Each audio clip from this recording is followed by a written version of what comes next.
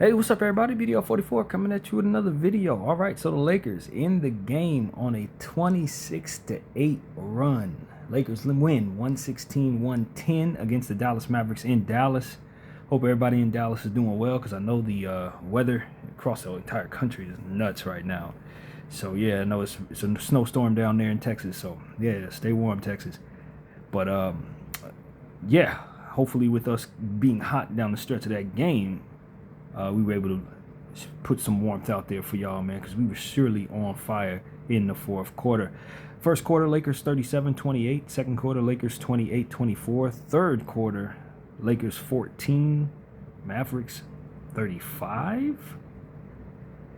Fourth quarter, Lakers 37, Mavericks 23. So we got our act together after that just despicable third quarter where we basically had ourselves, what was it, a 14-point lead at the half or something like that, and then ended up down by like 9 in that quarter. It was one for the ages, man. Our body language was bad, our energy was bad, it was horrible. But we had guys continue to fight, and in the fourth quarter we got it going, man. We got it going, and we had a lot of help from a lot of people. Tonight. Definitely a total team effort. So let's get into the team stats. The Lakers shot 44% from the field, 40 of 90. The Mavericks 41% from the field, 39 of 94. Lakers shot 41% from 3, 14 of 34. Mavericks 10 of 29 for 34%. Both teams got to the line 22 of 29 times. 76% for both teams. I don't think I've ever seen that. Both shot the exact same amount, hit the exact same amount. Lakers killed them on the glass, 57-43. We really love that. The way the Mavericks been rebounding, this was huge. That was a huge stat for us. We took care of it. 16 offensive boards for the Lakers, 11 for the Mavericks. Love that. 26 assists for the Lakers, 22 for the Mavericks. 7 steals for the Lakers, 10 for the Mavericks. 8 blocks for the Lakers, 6 for the Mavericks. 16 turnovers for the Lakers, 12 points conceded off of those. 11 for the Mavericks, 16 points conceded off of those. 20 fast break points for Dallas, 18 for LA, 50 points in the paint for the Mavericks, 48 for the Lakers. 15 was the largest lead of the game for the Mavericks and 14 for the Lakers. And the Lakers led 52% of the time and the Mavericks 36% of the time. So we shot better from the three. We shot better from the field. We killed them on the glass. And what's a fast break? They got us by 2 in the fast break. That was one of the areas of emphasis, but I think we did very good there. Yeah, man. This was a game I definitely will appreciate.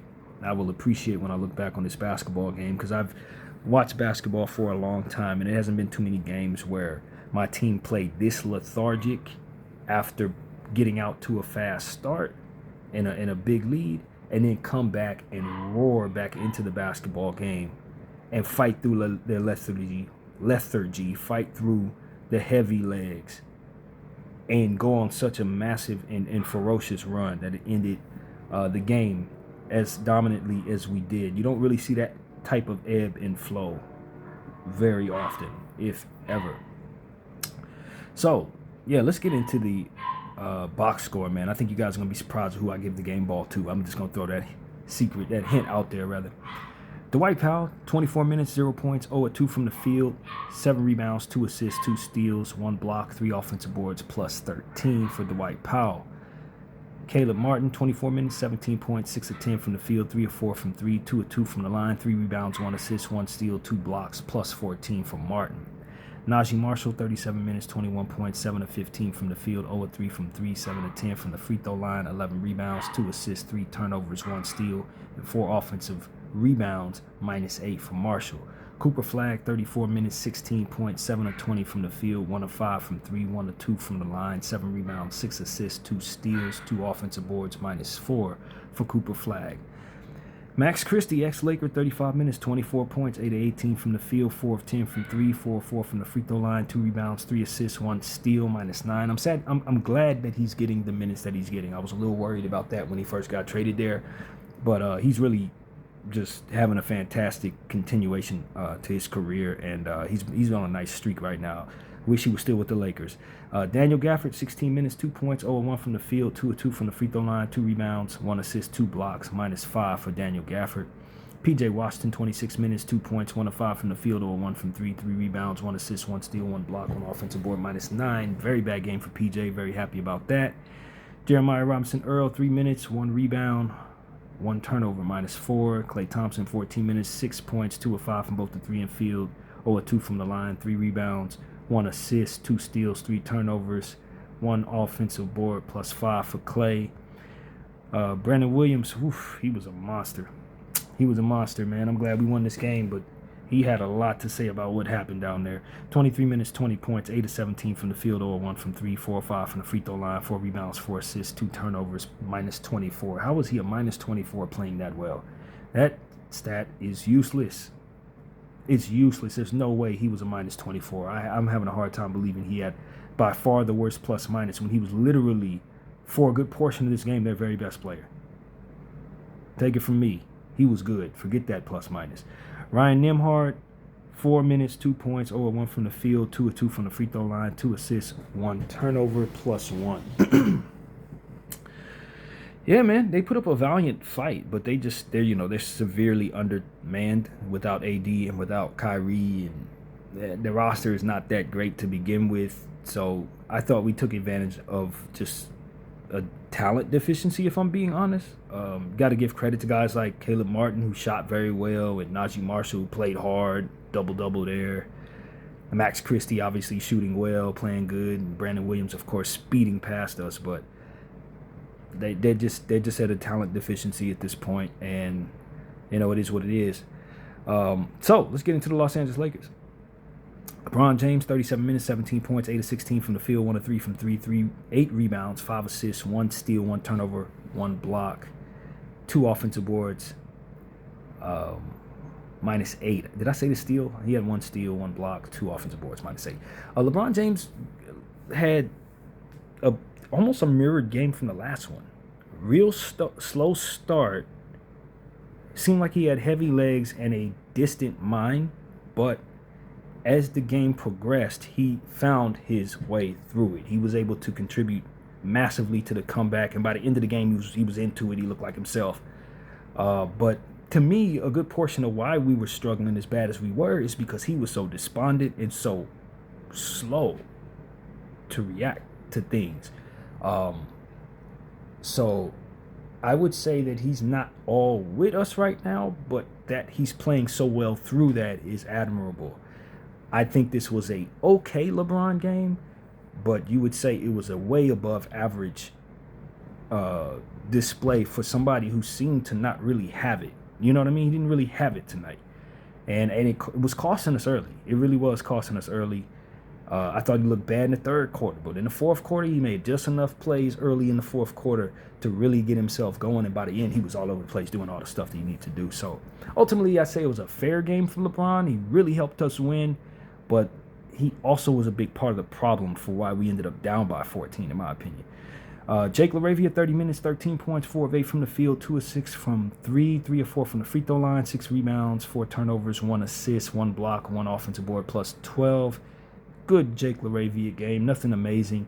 The 2 threes were timely, good offensive rebounds.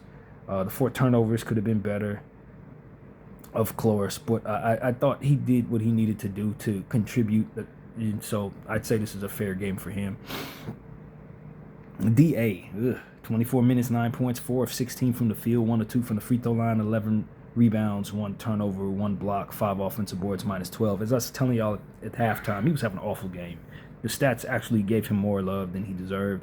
4 of 16 was awful. He was missing all kinds of shots around the rim. He couldn't make anything happen for himself, and he was a real big part of the problem on the defensive end as well. The energy wasn't there. Most of those rebounds came off of his misses. It was just an awful game. I had no problem with Coach benching him at all. I had no problem with that. He benched him almost the entire second half, and I think we were better for it. A lot better for it, as a matter of fact. He was a minus out there, man. He was a minus. It was what it was. -12, worst on the team, and it showed. Marcus Smart, 32 minutes, 13 points, 4 of 10 from the field, 2 of 4 from 3, 3 of 5 from the line, 7 rebounds, 3 assists, 3 turnovers, 2 blocks, 4 offensive boards, -2. That's where the game ball's going for me. Marcus Smart. I told you I would throw one out there that y'all wasn't expecting. It's going there. Why? Because in my opinion, in that in the third quarter when we were having our worst quarter, it was him that was giving us the little bit of energy that we had. As many times as Laker teams have fallen off a cliff in games like this, it's because we don't have anybody like Marcus Smart to keep us going when their legs are heavy, when the shoulders slump, when people start losing confidence and losing focus and ultimately mailing it in. I felt the team was at a point in that third quarter where they were mailing it in and he wouldn't let them. His mind was just saying, I'm continuing to go. I'm going. He had some big shots. The big offensive rebound putback was huge in the fourth quarter. Some of his defensive plays, the way he ran the floor, the stats don't tell the story, plus minus don't tell the story. I thought that Marcus Smart was the most consistent energy person we had tonight. Everybody else was either here or there. And if he wouldn't have played tonight, we most definitely would have lost this game by about 20 points. It was because he just is not trying to give up that everybody was able to rally around his energy and ultimately force themselves to play. And I really think he was the battery in the back of this team tonight. And if he wasn't out there, it's a blowout. Guys slumping. You're talking about how the Lakers didn't have it tonight. You're talking about how the Lakers had heavy legs. You're talking about how the Lakers didn't show up to play. He made sure that his team had fight in it, and it was just enough energy for us to rally around and snap ourselves into focus. And I know for a fact that he was the reason we won this basketball game. I know for a fact. Luka Don, somebody who probably deserves a game ball from a stats perspective. Obviously, this is a big night for him. He had the lead, the plus minus on deck, second highest of the team at plus 18. He had 39 minutes, 33 points, 8 of 15 from the field, 3 of 8 from the 14 of 15 from the free throw line, 8 rebounds, 11 assists, 5 turnovers, 1 steal, 1 block. Clearly, in most nights, you give him the game ball. But I just felt like this is a very special situation where I identified, in my opinion, the battery. And Luka wasn't the battery. He gave us the bulk of the heavy lifting, and most of the time, that's game ball status stuff. But sometimes you understand how the flow of a game is going, and you just got to reward a role player for keeping you in the game and keeping everybody in the fight. And so Luka Don was awesome tonight, though. I love the 14 of 15 from the free throw line. 3 of 8 from 3 is fair. 8 of 15 from field is great. 11 assists, fantastic. 8 rebounds. Love how he's been boarding the ball lately. The 5 turnovers, not good. So out of the 3 stats that we judge him by, 3 of 8 from 3 is acceptable, I guess. I'm not in love with that. Free throw line, excellent. Turnovers, terrible. 5 turnovers, not acceptable. So he failed in 1.5 areas, I guess you can say, of the 3. And like I said, his plus minus was great. His defense was really good tonight. The drawing the charge in the fourth quarter, just layups, pushing the ball, the steal and the block, 2 stocks tonight. I really liked most of what I saw from Luka all night long. He came back to Dallas and was a superhero out there for us. And 33 points, that's superstar numbers, no doubt. Almost a triple-double, 2 rebounds shy of that. Clearly, he deserves the game ball most nights, but I'm just taking a different approach because I sense that it's appropriate to do so. But yeah, Luka's Luka, man. He did it all tonight, no question about it. Rui Hachimura, 27 minutes, 17 points, 6 of 13 from the field, 4 of 7 from 3, 1 of 1 from the line, 8 rebounds, 1 assist, 1 block, 1 offensive board, plus 21. Also somebody who could have got game ball. Most definitely, especially the way he played in the fourth quarter. The 4 of 7 from 3 was fantastic. 8 boards, great for Rui standards. Got us a block tonight, got us assist. Those are the areas we need him to work. Plus 21, led the entire team. 27 minutes of play. He was clearly definitely necessary down there. Had the game-winning 3-point shot, I guess you can say, even though it was a couple of plays that got us that. He ultimately got us to a point where it was a little too much for the Dallas Mavericks to overcome with the 2 straight threes that he hit. This was a great game for Rui. Since coming back, he's been struggling. And in the last game, I didn't really like him being checked in the fourth quarter, but he did have one of his best defensive sequences that I failed to mention, where he was all over the place against one of their players of the Clippers. tonight, I thought that he carried the momentum from that last game into this one, and this might have been one of my favorite Rui games of the season. He just really provided all the shooting. 13 attempts is exactly what I asked for. 7 3-point shots. He should get that every night. And he rebounded the ball hard tonight, and that is ultimately what we need from Rui Hachimura. This is one of my favorite Rui games right here. 27 minutes, 17 points. Jared Vanderbilt, 12 minutes, 8 points, 3 of 6 from the field, 2 of 3 from 3, 4 rebounds, 0 of 2 from the free throw line, 2 assists, 1 steal, 1 offensive board, -4. Vando's 3-point shot came back around. Over the last 2 games, he's been able to hit it after having about 3 or 4 games where he couldn't hit nothing. His 3 is back, and that was huge. It was also a part of that kept us in the game. I think his energy, he only played 12 minutes, but I thought that him hitting those 3s were key in keeping us from bottoming out. And some of his plays were really key. So even though he was only out there for a couple minutes, I really want to highlight those 2 3-point shots. I thought they were timely. I thought they were right on point, and it really saved our backsides. Drew Timme, 8 minutes, 0-1 from the field, 0-1 from 3, 3 rebounds, 1 assist, 2 steals. Love the 2 steals, -4, 1 offensive board as well. I would like to see him get more minutes. I'd like to see him get more touches to shoot. He's also one of those awesome scorers that need people to look for him in order to score. But I identified something at the half that I mentioned, and I think he's going to be able to help us if we explore his playmaking ability. I think his passing timing, his passing instincts are above average, and I don't think people really are tapping into that. But I would explore it because I've been seeing it over the last couple games. He just makes really good, timely pocket passes. He has good feel for that type of stuff. His timing is good. His vision is good, and his accuracy on his passes is above average, man. So I just think for all the different things that we're discovering Drew Timme can do, I think we can unlock his playmaking too. And so this is a dangerous player, man. I'm sensing Drew Timme, if you give him 30 minutes and you get him a real role, it won't be long before he has triple doubles. I know that's a hot take, but I think he rebounds well enough to get double-digit boards if you give him plenty of minutes. He's going to score, and I do believe that he has passing gift. He has that. I just don't think it's been tapped into. I don't think people have explored it yet, but it's there. And he drives very hard on the defensive end. 2 steals tonight. If what I'm sensing is true, this could potentially be a leading guy someday in a starting role or first guy off the bench, 6-man guy. He has that type of potential, in my opinion. Just with the little bit of time that I've seen him play, you already know he's a gifted scorer, and you already know he's an energy guy. He doesn't have a whole lot of athleticism, but I don't think he really needs it. He's because he has that crazy head first, I'm going after it, diving on the floor, throw my body all over the place type stuff. And then he has the timing of the pass. And obviously, you know, that can equal a lot of good things. So I would explore Drew Timme in some ways that we haven't used him yet. I like him in the double big lineups with him and Jackson Hayes or him and Ayton. And he obviously could shoot the 3. I just think people need to start exploring what all he could do, because he's starting to remind me of some type of Swiss Army knife that has not been tapped into yet. I'm sensing there is so much there. And so I'm a big fan of Drew Timme. I would give him a full roster spot. I would try to sign him to something before he makes enough noise to start demanding actual money. That's what I'm saying. Like, as a Laker fan, I'm saying, okay, this is a guy that you sign him now to a Vince Williams type contract. You see how Vince Williams signed a deal like several years ago for like $2 million for like 4 years or something like that? This is the guy that Drew Timme's one of them. You get him signed early on a deal that you absolutely love, and watch him blow that deal out of the water. Certain of it. 100% positive he can do that.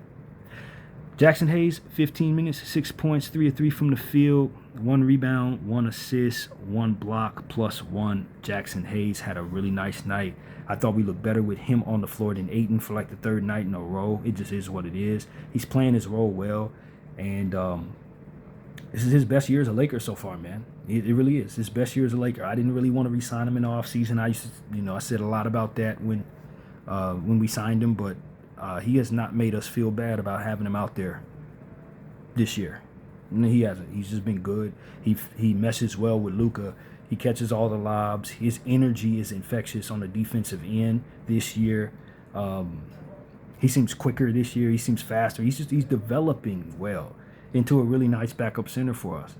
He's still limited in some areas or whatever, but for what it is you want from Jackson Hayes, he's exceeded all of our expectations, and he's playing a lot better this year than he did in the last 2 years. So I'm glad he's here, man. He's been good for us. And Gabriel Vincent, we were able to survive our Gabriel Vincent minutes in the first half. He had 15 minutes, 0 points, 0-2 from the field, and 3, 1 rebound, 1 assist, 2 steals, 1 offensive board, plus 8. It wasn't really about what Gabe was doing. It's what other people were doing around him. Were they able to overcome him? And tonight we were in the first half. In the second half, not so much. We put him in the third quarter. We were down by 5, and things went bad. They ended up targeting him, people shooting over him, he fouling, doing all the stuff that Gabe does. But in the first half, with the lineups that we put Gabe in, we ran some type of zone, and we were able to overcome it.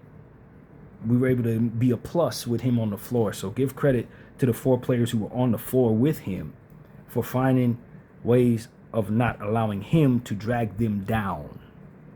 It's literally what I have to say about that. I still think we should be playing literally anybody else but him, and the sooner we move him, the better. Tonight is no exception. The 2 steals, somebody else jogged the ball loose. He ended up picking it up, got a steal for that. I don't remember the other steal, but it was probably something like that. He didn't do nothing. So that's pretty much it, man. Good win, LA. Love the run that we went on in the fourth quarter. Love the fact that we overcame our heavy legs and, distant minds. And this was a big win for us, man. We were able to not drop the game. It was like, what was it, like 6 minutes ago, we were down by like 11. It looked like we were going to lose. And guys just kept going, man. We started getting the ball to the hot hand. LeBron James started getting out in the fast break. We started letting our defense turn to offense, getting loose balls. I thought that the Dallas Mavericks turned the ball over uncharacteristically at times throughout the course of this game. And even though Brandon Williams was coming at us constantly, driving at the rim, running the score up, we knew we had a talent edge on this squad. We knew we had the spiritual edge with Luka on our side on the squad. And I just thought we were able to push ourselves to an unlikely victory. Because when your team plays this poorly, 9 out of 10 times you lose. When your team is playing with their focus elsewhere to this degree, you usually lose, man. So I was really happy with the outcome based on just how bad I thought we looked for portions of this basketball game, especially that third quarter. So, yeah, man. Yeah, very strange game. Very strange game. But a very, very triumphant one. One of my favorite games of the year. I was really into this one. Just because I always felt like, from a talent perspective, no matter how far down we were, we had so much time left on the clock that I just knew we could come back if we just tightened up. And Marcus Smart wouldn't let us go. He just would not give up. Other people were kind of like, let's walk. LeBron was walking back at one point on one possession. He was literally not running back down. I don't know what's going on with LeBron. I think some stuff is getting to him or whatever. But when he's doing that, you usually lose. But because we got Marcus Smart in this year's team, Marcus ain't about none of that. He ain't thinking about none of that. He's got no conscience. He's just going. And he believes he can win. And sometimes that confidence that he has can hurt you because he takes shots that he has no business taking. But in times like this, it can really help you because he's not going to align with the spirit of the team as it's going down the drain. He ain't doing it. He's going elsewhere. He ain't with none of that. And he's going to have fight when the rest of the team is ready to say goodnight. And I thought tonight it won us the game because it kept LeBron and Luka in it. And that's really all they need. I've been saying this for years. LeBron James does a great job of feeding off the energy of others. I think the problem that the Lakers had a good portion of the time LeBron was here is we didn't have anybody that could give him energy. Nobody that he could actually feed off of.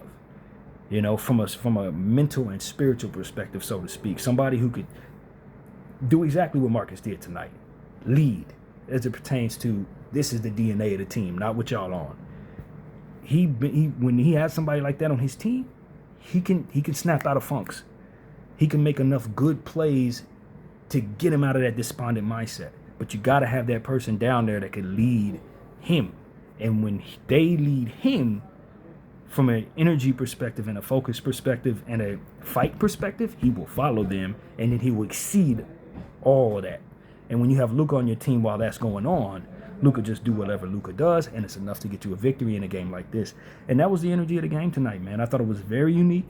I've been watching basketball for a long time. I don't think I've seen too many games like this ever, because we usually don't have anybody to do this when the team is just basically doesn't have it. And so tonight we didn't have it, but Marcus Smart did, and our great players were able to piggyback off of his energy and contribute enough to us getting the victory. So that's what it was, man. Let's take a look at the standings and we get on out of here. This is a huge win, though. Huge win for standing purposes. Huge win for morale purposes. You definitely do not want to lose the Luka Dallas game at all. You definitely don't want that on your back. You know, you had to win this game, and we did. Nationally televised game. The weather's terrible out there, so you do not want to come out there and get a loss under those circumstances. OKC, first place, 37-9. Second place, San Antonio, 31-14. Third place, Denver, 31-15. Fourth place, Houston, 27-16. Fifth place, Lakers, 27-17. Sixth place, Phoenix, 27-18. Seventh place, Minnesota, also 27-18. Eighth place, Golden State, 25-21. Ninth place, Portland, 23-23. And 10th place, Clippers, 20-24. A game and a half above Memphis at 18-25. So this really helped us. It put us back in the fifth place spot. We're, as you guys heard, a half game above Phoenix. Devin Booker just went down, so hopefully that equates to Phoenix losing some games ahead. This is what we needed, man. This is what we needed. We got to stay above the play-in tournament spot, man. We got to stay above that. And so far, we're able to just edge our way through by winning this game. It would have been great if we could have won the Clipper game as well. But, you know, we are 2-1 on this road trip so far. 5 more games of this damn long road trip. It's just the beginning. But this was a good way to start, man. I felt like one of these games, and I didn't say this on camera, but I figured 1 or 2 of these games we were going to have heavy legs, because we just came off that long week where we had 5 games in 6 nights. And then we had to continue on the road trip right after that with a game every other day. I just felt like at some point in time our legs was going to get heavy. And tonight was the night that I think our legs were really heavy, man. And so for us to have won the heavy leg game, I think is huge. Next up, Monday night, Chicago Bulls, 5 p.m. That's going to be a busy day for me. So if for some reason I don't make 1 or 2 of those videos, I do think I'll have the post-game video. The pre-game video should also be done, but I don't really know where I'm going to be for the halftime video. I'm not sure if I'll be home for that. But I will be watching this game one way or another. In fact, I expect to be en route home if I'm not home at 5 o'clock. So that's kind of what I'm expecting there. I got a 3 o'clock appointment across town, so it's going to be very difficult to get back on time. That's what I'm saying. But I have my eye on it one way or another. And we'll be reacting to it somehow. So that's really what's going on with that for me. Chicago, 5 p.m. Pacific, 8 p.m. Eastern in Chicago. And I think they played a game tonight, and they beat the Celtics 114-111. So we got to keep our eyes open. For a Bulls team that is much improved, they got Giddey back. Sticks is playing like he was drafted to be after, 6 or 7 years of him developing. He's finally playing like a real player. Got to look out for him. Ayo Dosunmu's playing awesome. Kobe White's healthy now. Yeah, the Bulls are a good team, man. They're a good team. They're better than these Mavericks. They are. So we need to be ready for that come Monday night. So that's really what it is, man. Love this win. It wasn't perfect. There were a lot of things wrong with our body language tonight. But we did what we need to do, man. We made sure that Luka did not lose the going back to Dallas basketball game. We need to never lose that game, man. It is such an important morale game for our franchise at this point. With him being obviously traded by those guys and how they did him, we need to never lose in that building. That should be our goal. As long as he's a Laker, never lose there. BDL 44. I thank you all for watching. I'm out.